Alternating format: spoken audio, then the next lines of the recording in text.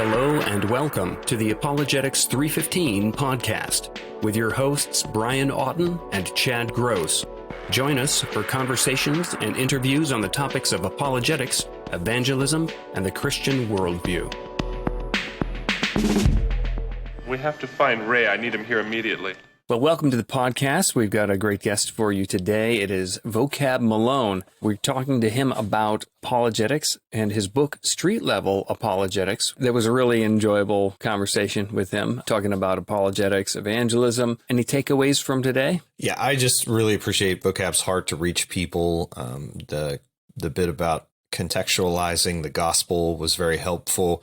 And I really appreciate not only his humor, but his demeanor in the sense of just trying to make the gospel understandable for people, regardless of their familiarity with it, and the different tactics and skills that evangelists can use to their advantage to do that. Mm-hmm. Yeah, towards the end, he talks about a story that was really encouraging about his faithfulness in doing apologetics and then seeing the fruit of that in sort of an unexpected way. So for those listening, listen on to the end because it's a story that kind of, in my mind, is an encouragement to be faithful, but also to just wait to see what God does, and it may be unexpected. Yeah, I'd also encourage listeners to get his book because it is kind of a manual written by somebody who's been doing street evangelism for years. And so if that's something that you have been challenged to do or are leery to do, I would encourage you to get the book. But also, even if you're not feeling called or nudged to do street evangelism, even the conversational evangelism is covered a great deal in the book. There's a couple chapters where he talks,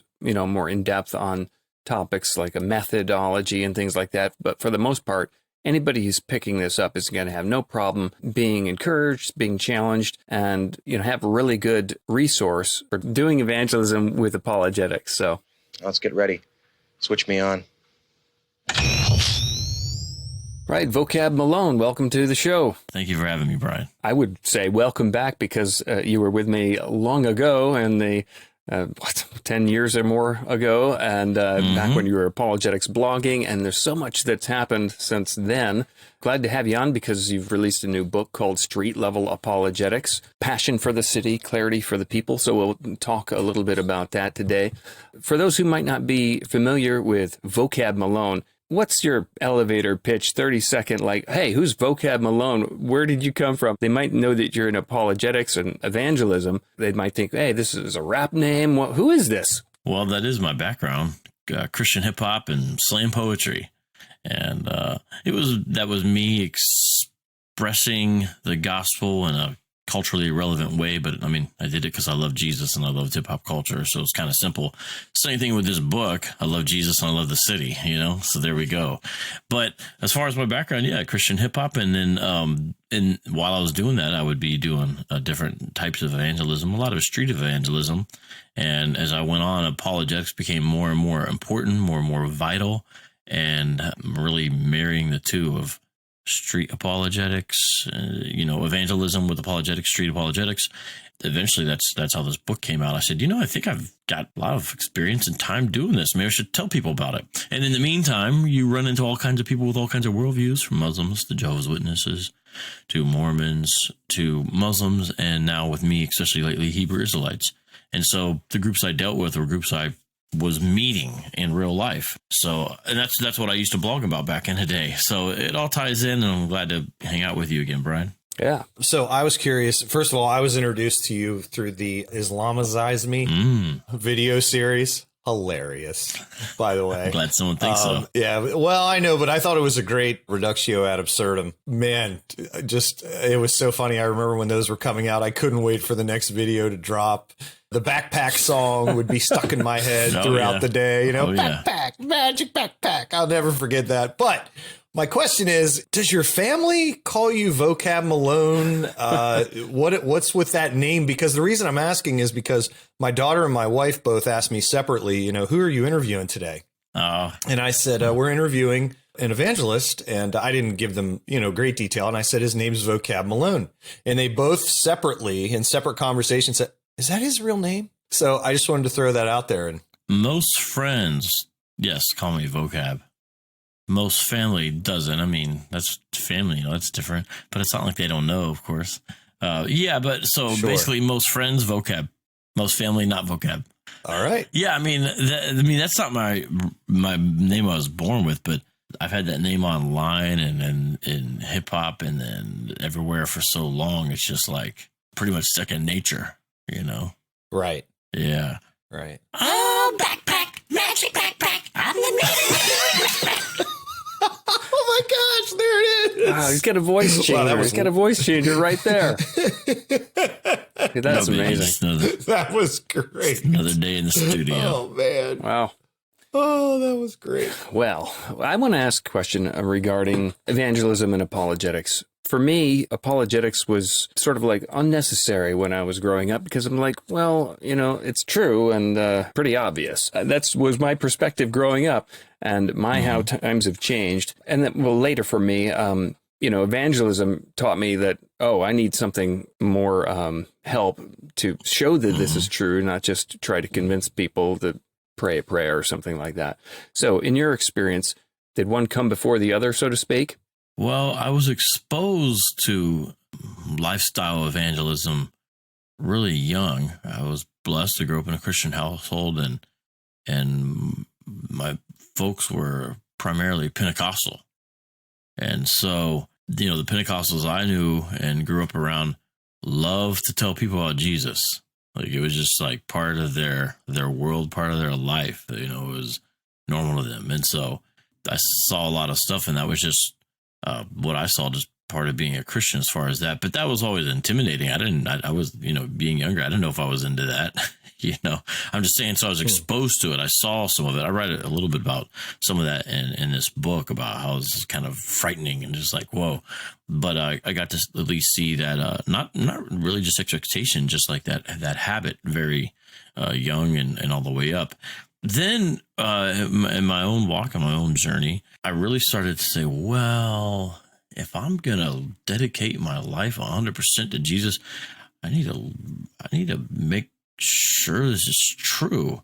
My inkling, my thought was that it was. That was, I mean, it was, so I'm not acting like I was a massive crisis that was where I was leaning towards. But, you know, I had questions and I wasn't sure. And so there's a time where, kind of an age where everyone's not, you know, into reading. I don't know if there's an age where they are, but I really just started reading a lot of books that I now kind of realize, I don't even know if I would have called them apologetic books back then, but books I could get my hands on that I saw that now I realize were apologetic books because they were talking about questions that I had.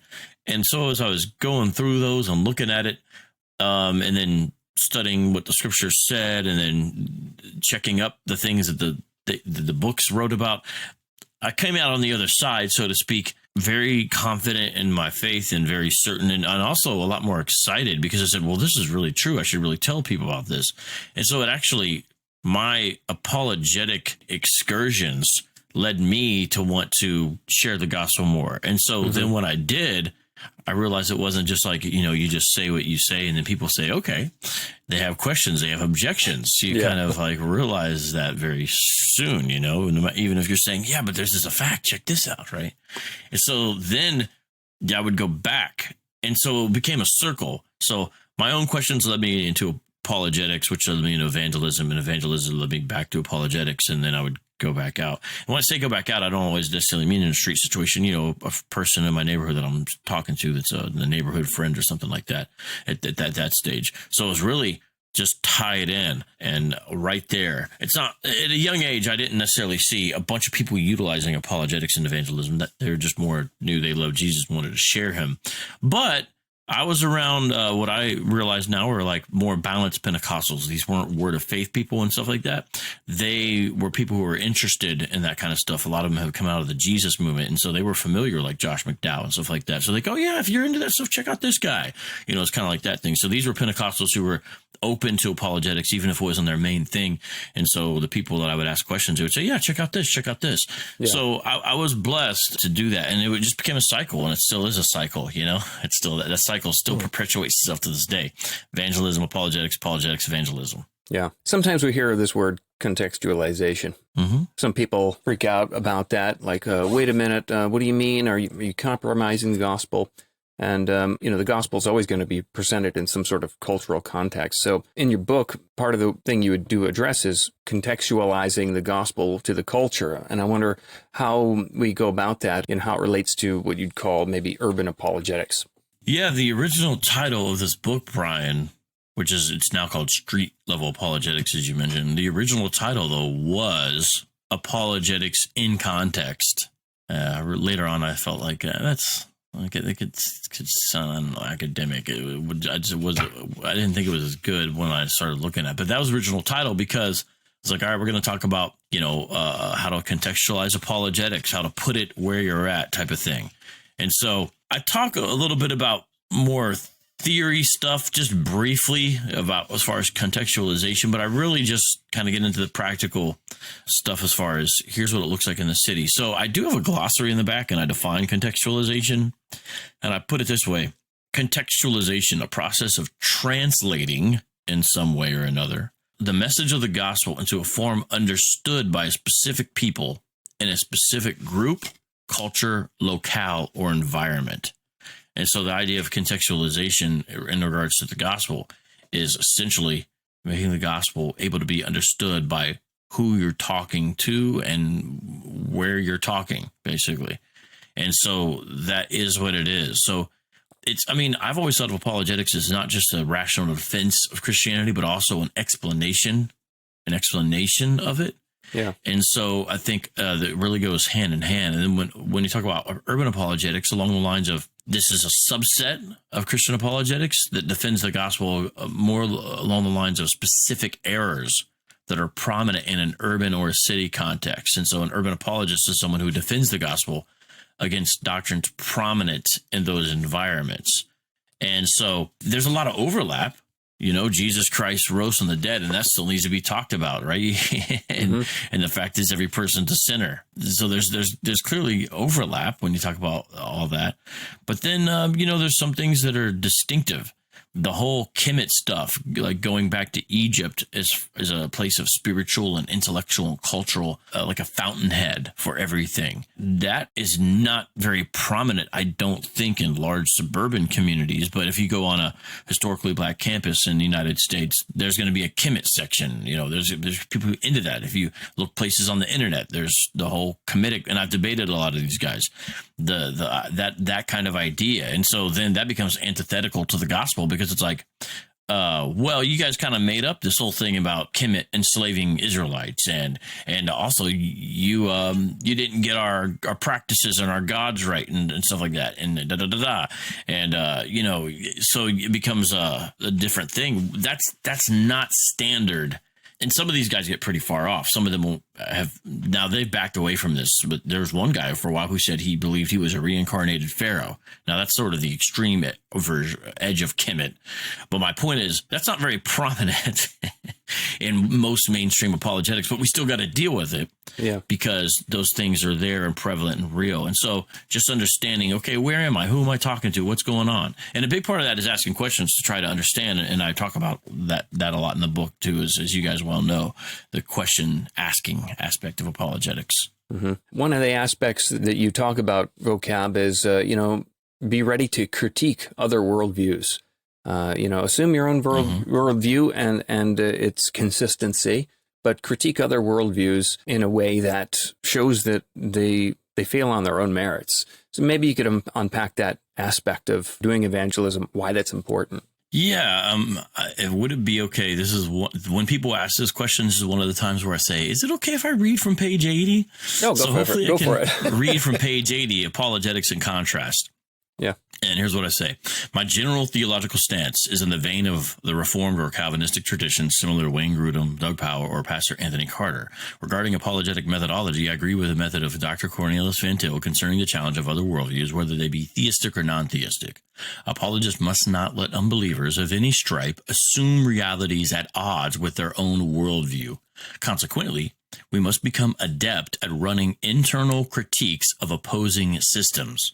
As we run reductio ad absurdum after reductio ad absurdum on any given unbelieving worldview, we will always discover contradictions. Reductio ad absurdum is a form of argument in which the arguer reduces the contrary conclusion to an absurdity. Reductio ad absurdum is an indirect way to prove a conclusion. There's a footnote there. It's an indirect argument or an argument from the impossibility of the contrary. Another footnote. A hallmark of truth is consistency. In a worldview resting on denying God's truth, we'll always find multiple breaking points in the system because it's an inherently flawed system. This is because it's based upon human reason alone. Be mindful of this fact and learn how to identify these inconsistencies. This is part of the apologetic task. In brackets, 2 Corinthians 10, 3 through 5. And then I go on and talk about the idea of antithesis, where you push the contrast, you sort of expose the gap between Christian thought and the version of unbelieving thought you're dealing with. Now, the book, if you read through this book, I try to have a friendly approach in how you talk to people. So this could sound at odds with it. What I'm trying to do is try to say you can have these two things together. So this doesn't equal, and I say some of this in here, this doesn't have to equal, it shouldn't equal being mean or rude or all of that kind of stuff.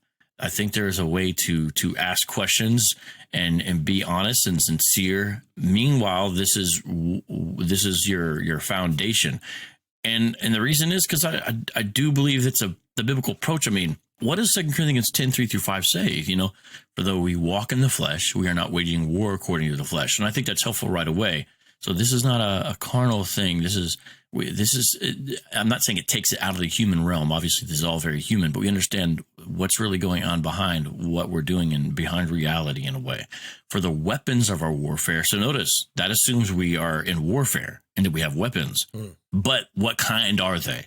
For the weapons of our warfare are not of the flesh, but, so that's good. Twice understanding this is not fleshly, but, so they do have some kind of power. What do they have? Divine power. What do? Destroy strongholds. So that is language that I think you could even say is almost, it's borrowed from like Joshua and the conquering of Canaan. If you look at a lot of what Paul says here, it sounds that way, but he's emphasizing this is not carnal.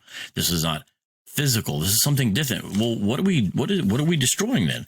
We destroy arguments and every lofty opinion raised against the knowledge of God and take every thought captive to obey Christ. So notice there, the warfare, you know, in warfare, you destroy strongholds, you're destroying arguments that are the strongholds, and you're taking things captive. You know, but you're taking thoughts. These aren't prisoners, and this is taking thought captive. And so then I just comment on that. I say the approach laid out in this chapter obliges the apologist to clearly demonstrate the stark contrast, antithesis between the Christian worldview and all other worldviews. Now, I'm not saying that this is like a super high level chapter, you know, that you have to have a master's degree to understand it. But I do want people to know that one chapter is a little bit different than the rest of the book. The rest of the book is, I don't want to say folksy, but you know, kind of colloquial in the way I talk or speak. Mm-hmm. Chapter 7, and I warn people, I say this chapter is a little bit different than the other chapters in the book, but we need to go here for a second. And then, you know, we kind of bring it back down. But chapter 7 is that, and I thought it would be important to include that. And part of the reason why I say that is I'm just like I think a presuppositional should lay their cards on the table in a sense. I'm trying to lay my cards on the table. Like, okay, here's where I'm coming from, but please don't hate me, you know.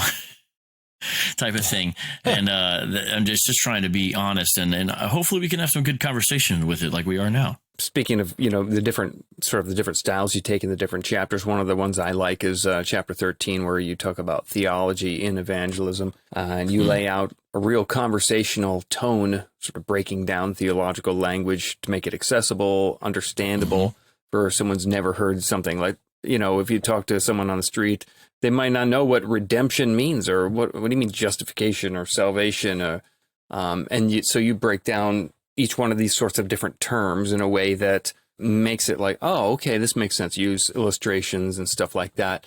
Talk more about that and its importance, because I think that we can instantly not realize we're talking over people's heads. And I want your input on that. So the reason why that little section exists, and what I do is I take 10 theological terms: salvation, sin, atonement, redemption, justification, propitiation, faith, grace, discipleship, glory of God. So people, they have different views on these things, and that's fine. My understanding of the best way to do this is we use the theological terminology. So we don't deny it or shy away from theological terminology, but we use it for greater understanding, not less. So when we use it, we explain what it means. Now that can take longer, because there's some people who don't believe you should use sort of theological terminology, for lack of a better word. People don't know what redemption means anymore, so they think you shouldn't use it at all. I think you should use it because it enables you to have precision, but it may take a little bit longer because then you might need to explain it. And so that's what I'm advocating for. I'm advocating for using the terminology, but being aware and then knowing how to explain the terminology. Because sometimes people can use big words. Sometimes it's for a lack of fully understanding the concept, and that can be a danger. You got these terms, but it's like, well, can we fully explain these?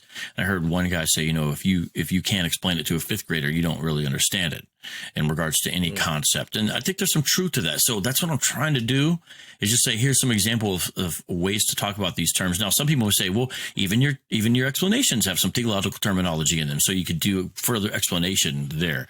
So I think you should, but the idea is you kind of realize also where the person is at. So you're explaining those things. And the reason why is because I think precision matters. And, it's not precision that saves us. It's Jesus, salvation by grace through faith alone. But the Bible uses these terms, and the reason why they're translated, like, why does the word propitiation exist? Well, because that's what underlying is happening there. But propitiation, I mean, right? So, let's talk about it. But that's what I'm trying to do. So that's why the book is called Street-Level Apologetics. It's supposed to be kind of twofold. Street level, literally on the level of the street, like the physical street, right, in a city type of thing, but also street level, where your boss might say, okay, give it to me at the street level. Sometimes people will say, like, help Joe Sixpack understand it, so something like that, right? Or in the case of where you're at, Brian, maybe a little more than Joe Sixpack, but you understand what I'm saying. Joe Six Pint. Yeah, Joe Six Pint. So just that's what I'm trying to go for. There is breaking it down in a way that folks understand, but also to help the person speaking it to understand better as well. And I think that's part of what apologetics is. It's not just defense or whatever; it's explanation as well. So that's part of our job, I think. Mm-hmm. One of the things you did in the book, Vocab, that I liked is you kind of explain that a basic philosophy of evangelism can be summed up in the acronym PREACH. Mm-hmm. And what I liked about that is I think a lot of times I could imagine, like, I've done street evangelism. I know Brian has. And one thing that's nice when you first go into it is to have somewhat of a plan, because there's, obviously you're trusting in the Lord to do his work, but at the same time, you don't want to go into it blindly. And so I thought that acronym was really helpful and could bring some encouragement to our listeners. Can you kind of unpack that acronym a little bit for us? Yeah.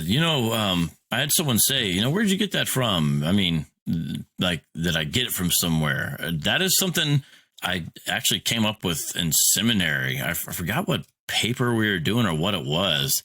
And I was like, here's a good acronym. And then I looked at it. I was like, hey, that's pretty cool. So that was for, I think it was actually an evangelism and discipleship class that we had in seminary. And so I ended up using it. I thought it was handy. And the idea is, so we got to preach the gospel, pray, reach out, engage and explain, ask questions, Christ-like character, have a heart. So pray is we're praying for the people we're sharing the gospel with, just keeping that in mind. And, I think all of us, every Christian, can say that we could do, I don't know, for lack of a better word, a better job at praying. And it's just reminding all of us Like, hey, pray for these folks, right? Pray for these folks. And, we also do need to ask for prayer for ourselves. I love how in Ephesians 6, in verses 19 and 20, Paul's writing from jail. It's a prison epistle, Ephesians. And he's like, pray for me also. So he asked for the church of Ephesus to pray for him. He says that words may be given to me so I can open my mouth and speak boldly the gospel as I ought. And I'm like, yo, man, this dude's, he's like in jail for this. And then he's like, pray that I, have a chance. And then I open my mouth and I'm bold like I should. So he's still praying for boldness in his evangelism while he's there. And that makes me think a few things. One is he might be feeling like he doesn't have that boldness. Why else would he pray for it? Like just, is it a fake? Like, hey, guys, pray for me. No, he needs prayer for that.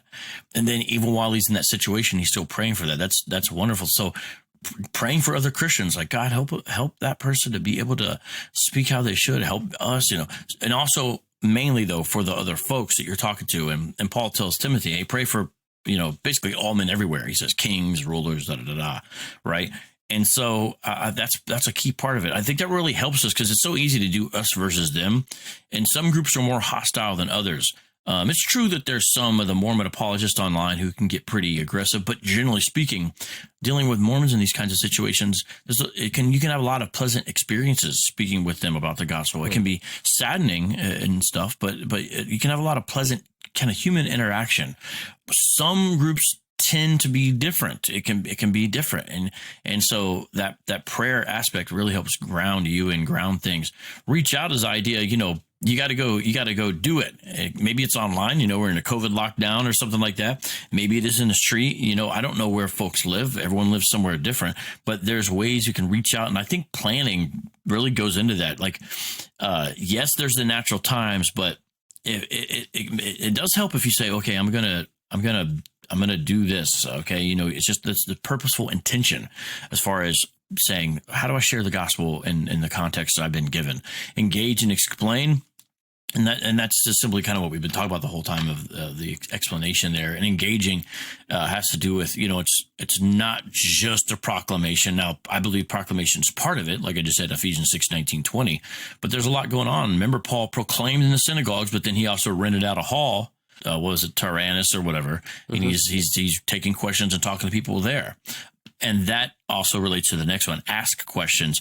And so I even say in the book, like, I owe this to Greg Koukl. He talks about global tactics. It's not just Greg Koukl, though. Some people don't know Randy Newman had a book called Questioning Evangelism that has a lot of great stuff in it as well.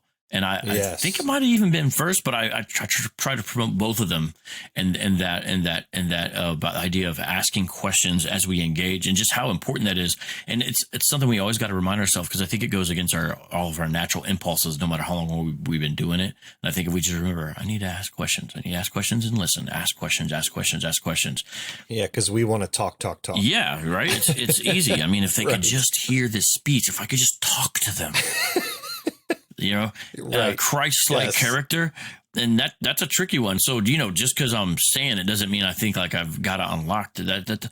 That's a tricky one, and it has to do with the way we treat and engage. But just talk about like what we say matching up with how we are and what we're striving for, and a big part of that can be humility. So part of the Christ-like character, I think, can be for us because we're not glorified yet. Part of our humility is admitting that we're sinners and admitting that we fall short and admitting that reality.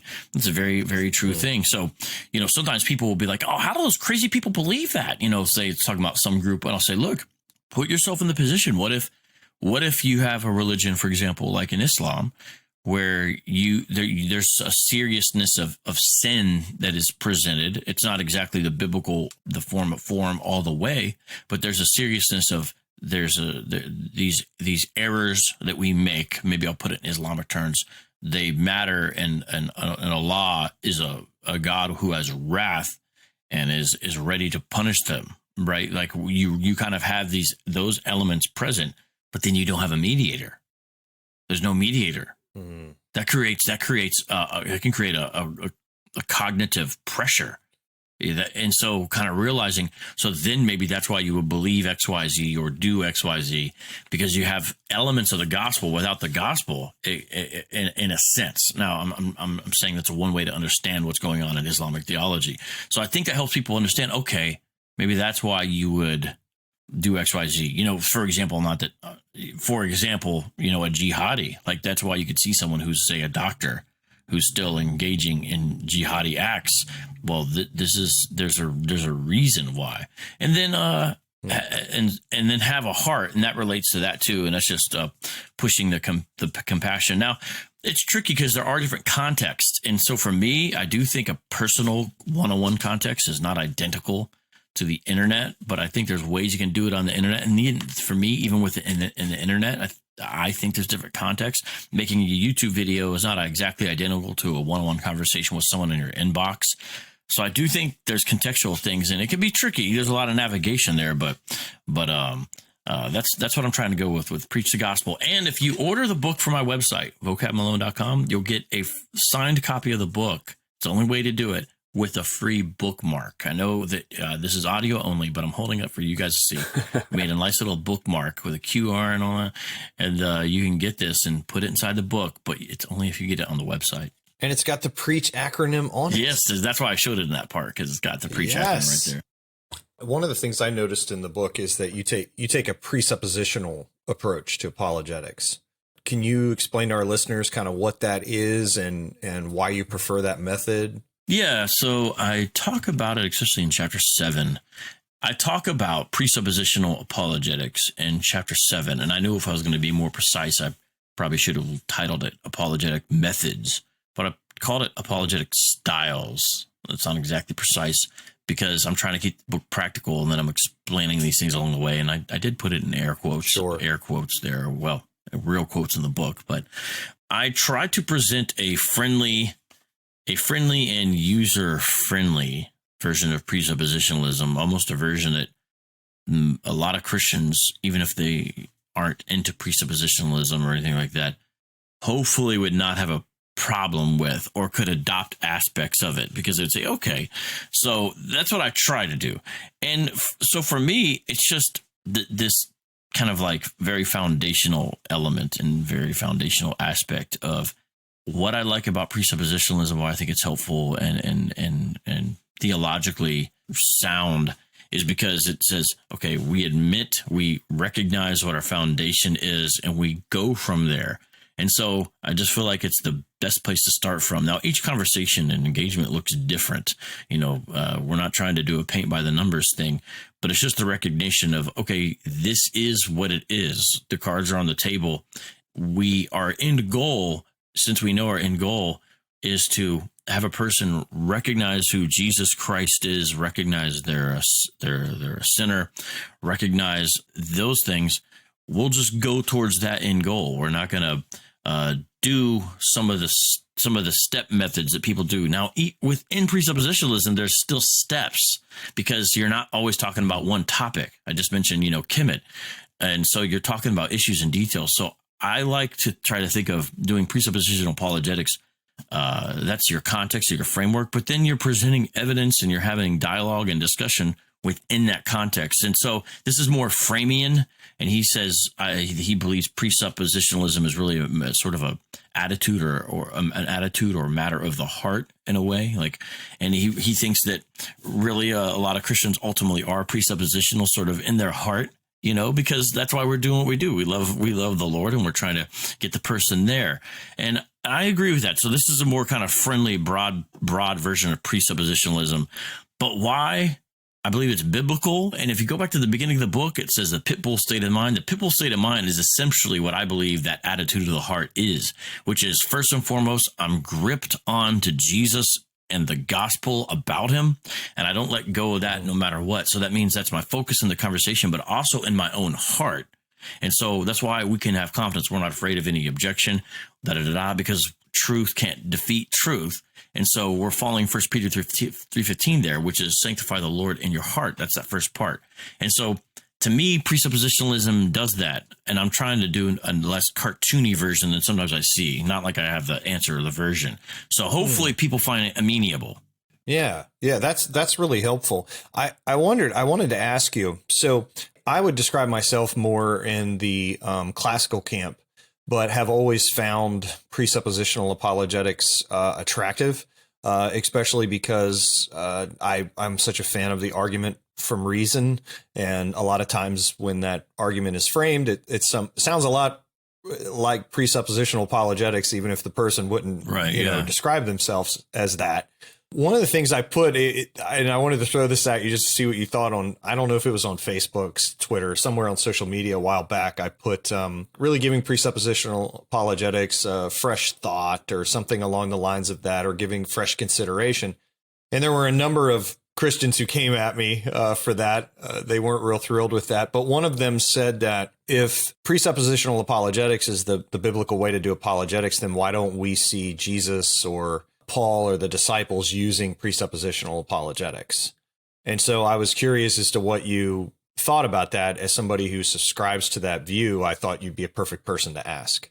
Well, yeah, I mean, so I guess it matters what a person thinks presuppositional apologetics is, because sure, I don't think I see them doing anything else but presuppositional apologetics. But I think if people are boiling presuppositional apologetics down to, like, if they think presuppositional apologetics equals the transcendental argument, then I don't think they understand what presuppositional apologetics is. Yeah, I'm going to interrupt you real quick. Sorry. I will say I think that's the case. I think it would be helpful. Can you unpack why presuppositional apologetics is not just the transcendental argument? Because that is what I see online a lot, is that people basically say presuppositional apologetics equals the transcendental argument, end of story. Yeah, I don't know if, my goodness, if it's a person who says they're a presuppositionalist promoting that, God bless their soul, I don't think they've probably read too much presuppositional writers. So, like, what is the transcendental argument? What's going on there? A key element with that is almost like that's the argument. I mean, I'm really simplifying here, but it's almost like, yeah, that's the argument we use with atheists. That's not all it is. It's a favorite argument because they like the way that it's sort of a priori, and they like the way that it's actually what you might call an indirect argument. There's reasons why it meshes well with presuppositionalism, but it doesn't equal presuppositionalism, because presuppositionalism, I mean, I almost think the simple version of presuppositionalism is you assume the Bible is 100% true and then act like it. Now, to me, that's the simple version. And so that's what I mean. That's what Jesus and Paul do. And even in the classic case in Acts 17, this hotly debated place where people are like, oh, Paul wasn't a presuppositionalist there. Look what he's doing. I'm like, yo, have you got to read the full account. It wasn't just at the hill. It was in the marketplace. And in the marketplace, it says he was speaking to them about Jesus and the resurrection. That's why they thought he was promoting two gods, it seems. Strange gods to us. He says he was talking about Jesus and the resurrection. If you read what he was talking about in the marketplace, that's what Luke says. That means Paul's discussion in the marketplace that got him to the hill was Jesus and the resurrection. To me, I'm like, he's starting with the most explicit gospel assumption and proclaiming that first. Now, he's in the marketplace. We don't know how those conversations went exactly, but that's what Luke says he was talking about. And so they're like, oh, let's hear more about this. So it goes from the marketplace over to the hill. Well, so my point is, when people are like, look, God, he's not even mentioning, the Bible in this. He's talking about Jesus and the resurrection in the beginning. Now, then what he does is he contextualizes it, and then he goes through this whole thing. I see this, I see that, da-da-da-da, and then ends up again with where he started. He's appointed a man. He's talking about Jesus and the resurrection. He ends where he started, if you start from the marketplace, which is where he was. So I know that's a debated place, but I always wonder why sometimes I feel like people forgot that he was conversing in the marketplace before he was on the hill. So within all that being said, just that there is a sort of, anything can get kind of cartoonized, and I'm not saying I've got it all figured out, because presuppositionalism goes deep, and then you have the Clarkians, and then you have the Van Tillians, and then you have the Framians and the Bontians, so interpreters of the folks, and they can do this whole thing. So I like and appreciate all that, but I'm not very interested in just trying to convince other Christians to do certain stuff a certain way. It doesn't mean I won't promote it or whatever, but debating about it and all that, I'm just not that conversing about it, sure, but right. It's deeper than that. And so, for example, you'll have people talk about, okay, what about with a worldview like Islam? Because because see, it's close to Christianity in a lot of the key ways. So if you're just only on transcendental arguments, it's a little bit different with Islam, right? And so Bonson talked a little bit about this. You know, he didn't get to fully explore it, and he did have some interactions with Muslims, and he did talk a little bit about it. And then catching up now, Oliphant, in his book, Covenantal Apologetics, where he tries to rename presuppositional apologetics. I don't think he'll be successful in that, but the book's still a good book. He talks about talking to a Muslim and has these these dialogues in there. And if you read through the dialogues, if you're, say, anti-presup and you read through his dialogues, I don't think most people will be like, this is horrible. What's this guy doing? You would think you're kind of like, well, this kind of sounds like the conversation I could have with a Muslim. If you're a classical guy, I'm saying, like, you're like, it's just, you know, maybe these people aren't so crazy after. So I just think it's deeper than just tag, because no person who promoted presuppositionalism ever said tag equals presuppositionalism. They like the argument because they think it meshes well and fits. And then you have some debate. So Frame thinks most classical arguments can be essentially sort of readjusted. There's an article in Jets, I remember one time, where a presupper readjusted J.P. Moreland's argument from consciousness, which I thought was pretty cool. You know, so you can sort of recalibrate them, is actually the word he used in the Jets Journal for Evangelical Theological Society. Recalibrated is the word he used. And it was very similar to what JP did. There was what I look like minor alterations. And so I don't think the differences are as stark, but that's sort of the Framian side of things. There's other folks who think the difference is a lot more stark and are less Framian. And so that's kind of a John Frame approach. It's a little more charitable kind of presuppositionalism. That was super helpful, and I think you need to be the spokesperson for presuppositional apologetics, because that was very attractive answer. You know, it's funny. I have a friend who is like, thinks, you know, he's an apologist. He thinks presup is like this exotic thing too. And he's like, you know, kind of like, what's wrong with you people type of thing. And he talks to me. He's like, oh, well, that's interesting. Yeah, you should talk about this. And sometimes I'm like, yeah, maybe. But I don't want to argue with all the other presuppositional guys out there. I don't want to be, because that's what will end up. That's not right. It should be this guy. Argue with those people. Yeah, I just think your broader approach is really attractive, and I like that idea of recalibration, and yeah, definitely more to look into. Thanks, Vocab. So Chapter 7 does have some of that in there. I try to have that throughout the book, but Chapter 1 is almost a layman's version of what I end up talking about again in Chapter 7. And really, that's part of the reason why I include those appendices where I have classic confessions and creeds. It's almost like a way to say, and here's what we're arguing about, or here's what we're assuming. Because I put some classic creeds and confessions in the back of the book. Vocab, I wonder what your experience has been as far as praying with people or leading people to salvation in a street evangelism encounter. I wonder if you might have a story or a testimony that might encourage others to either not give up or to get out there and make a difference. Yeah, but it'll maybe be different than what you were expecting. I'm just, thinking from the top of the head, you asked this. I had been doing a thing in downtown Phoenix for years, and there are different versions of it, but the basic version was I would be at a table, and it was a Bible questions table, and I talk a little bit about this in the book, and I would have a sign that it would say something like questions about God, need prayer, things like that. And let's say it had been, I'm going to say 2 years at this point that I had done it with different people, but every month. So it was a monthly thing out there, and for maybe 4 or 5 hours at a time, just talking to people. Great conversations, and sometimes people would end up coming to church or taking a free book, things like that. So positive things. But I didn't see anybody in that situation made a commitment to Christ, like right there, at the table, for example. And then a friend was visiting me from out of town, and this was a little bit of an older Christian and loved Jesus. And I said, hey, why don't you come out to the table? You're in town while we're doing this. Come out with us and we'll show you how we do it. And I think you'll enjoy it. And so I brought this friend out, and they were talking to people, and I was talking to people, and this was outside of their wheelhouse, but they shared the gospel just because I had the thing set up. So all I had to do was talk to people as they came up. And I look over, and the person is praying with 2 people and leading them to the Lord. And like, And I had heard some of the conversation, and then I heard this, so I saw it was like a natural, organic thing. Like these people, from all intents and purposes, what it looked like they got saved right there. And I said, and then we had a further conversation and did some follow up, gave them some stuff so they can get with us again. We're a good church. We had certain literature that was ready made for that.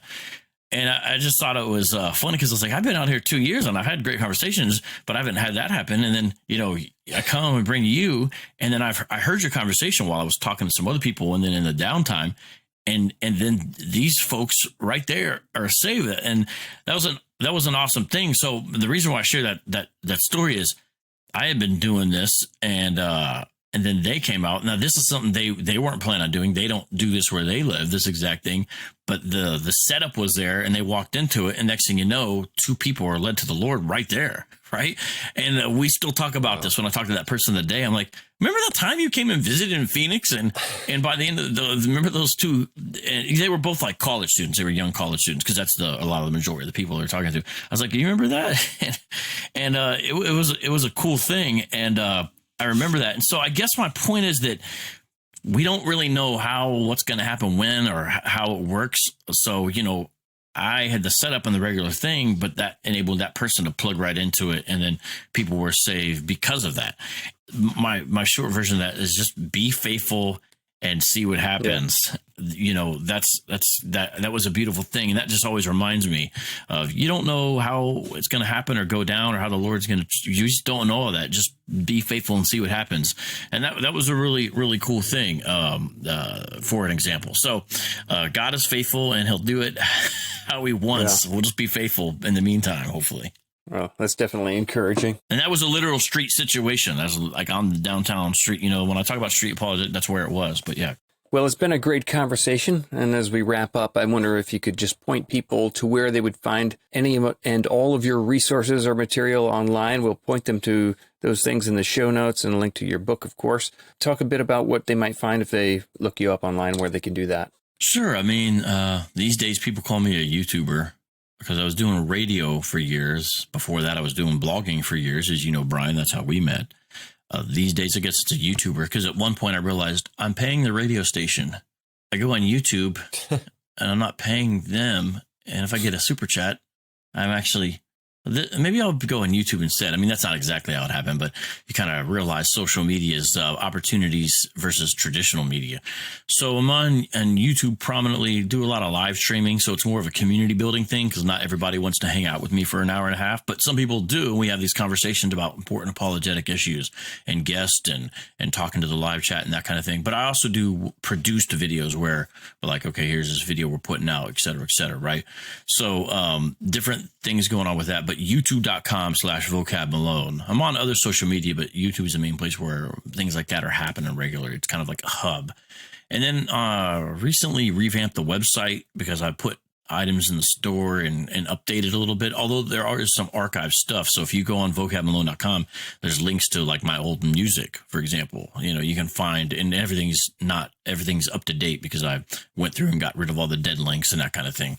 So you can even do that. So vocabmalone.com is a good place. Then as far as the books, the best place to buy it, because it helps with their system they got going on, is Amazon, but that's not the only place to get it. It's actually all over. It's in about 25 different retailers when you add them all up. Now, most are digital, like Apple, right? The Apple store, for example, the Kobo store, those places, mostly it's digital, but there's places where it's physical as well. Like a place called the Book Patch. And the difference there is you get a glossy cover instead of the matte cover that comes through Amazon. So if you want the glossy cover, you got to go to the Book Patch. So there's somewhat of a difference anyways. So those are the places to get it. And then it really does help if you do leave a review. The more I've learned about self-publishing and all this kind of stuff, I'm learning about how big of a deal positive reviews are. So I really ask people, if you can, please positive review this book, because we're just self-publishing this, and it's, by God's grace, done well for a week and a half. It was #1 in new releases in evangelism. It was #2 for a short time on new releases in apologetics, a second category. Only only bested by C.S. Lewis's the audio release of Screw Tape Letters or whatever. So I was like, oh, that's cool, right? So I was the number one new release in living apologists for a while there on Amazon, right? Very good, right. But it does help if you go on and do those things. And I do have a previous book which I'm working on updating because I'm not in love with it anymore, which is called Barack Obama versus the Black Hebrew Israelites. It's just a simple introduction to Hebrew Israelism and understanding it. Real basic, easy read, kind of chill. It's on Amazon as well. Like I said, I'm working on updating and retitling it and all of that. And then in the back of this book, if you look, everyone, there's a section where it says more books by Vocab Malone. And in there, I show another book I wrote, contributed to, Our God is Triune, but I even include the old ebooks that you and I did together. When I say and I, you did them. I just contributed a chapter because they're free and you can still download them. Yeah. Is Christianity True and How to Get Apologetics in Your Church? Those books I include because I'm like, hey, people can get a free ebook still, and if they're interested and they want more, there you go. So Brian, that's your work. That's your work, bro, right there. I totally forgot. Like Vocab and I have contributed to the same book. Yep. I totally forgot. 2010. Yeah. Right. That's the date. Yeah. 2010. That's crazy. Yep. You know, that is crazy. It was that long ago. Yeah. Well, Brian, much props to you. And then, furthering stroking Brian's ego, I give him a footnote in here.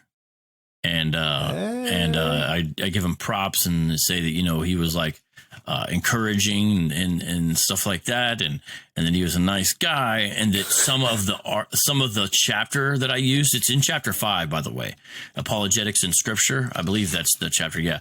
Some of the chapter was from an article that was like a defense of apologetics that Brian wrote.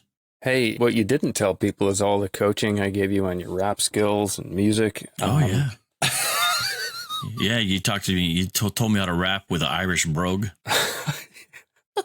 Yeah, page 210 and page 211. I talk about you, and I say, for the first few pages of this chapter, I owe a great deal to Brian Auten of Apologetics 315 from his A Case for Apologetics here, and then I link it, and then I link to the website where I interviewed you.